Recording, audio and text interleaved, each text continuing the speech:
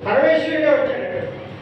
వచ్చి నాయన ఎందుకురా ఆయన పట్టుకొని అనుకుంటారు అన్ని తిట్లు ఉంటే నీకు పెట్టే పని అర్థం కోసం అన్ని మాత్రం రాదా, మా మాట నువ్వు వెళ్ళిపో అని. లేదు స్వామి నేను వెళ్ళను.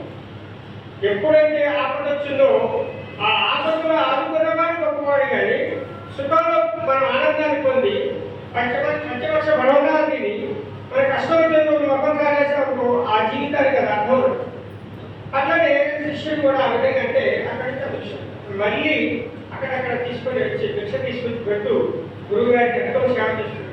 పురుగులు పడే అది కూడా తీసుకుని జాగ్రత్తగా అంత జాగ్రత్త చేస్తున్నాడు.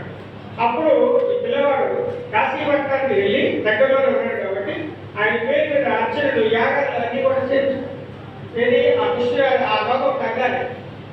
ఇంకా మళ్ళీ ఎలాంటి సాయం చేస్తుంది ఈ పిల్లగాడు వెళ్ళిపోవాలని గురువు గారికి ఇంకా తెలుస్తున్నాడు. తింటూ ఉంటే ఇక ఆయన కూడా అట్లా చేస్తున్నాడు. మళ్ళీ ఒకసారి బ్రహ్మదేవుడు వచ్చాడు. వచ్చేసి నాయన నా మాటేంద్రా ఎందుకు అది వెళ్ళిపో, 4 ముక్కలు వస్తుంది వెళ్ళిపోను. అయినా సరే ఆయన స్వామి నేను వెళ్ళను, నాకు పురుషాలే కావాలి అంటే మీరు ఒక వరం ఇస్తా అంటారు కదా, ఆ గురువుని వదలకుండా ఉండే వరం వెళ్ళారు అని సరే చెప్పి ఆయన అదృష్టమైపోయాడు. మళ్ళీ మహావిష్ణుమూర్తి వచ్చాడు. మహావిష్ణుమూర్తి కూడా వచ్చి అదే పదాన్ని అడిగాడు. ఆయన ఒక 4 ముక్కలు చెప్పే విద్య కోసం ఇంత చాకరీ అవసరం, మీ తోటి వాళ్ళంతా వెళ్ళిపోయారు కదా, నువ్వు కూడా వెళ్ళిపోవచ్చుట. అయినా ఉన్నా మీ గురువు గారు అన్ని మాట్లాడుతుంది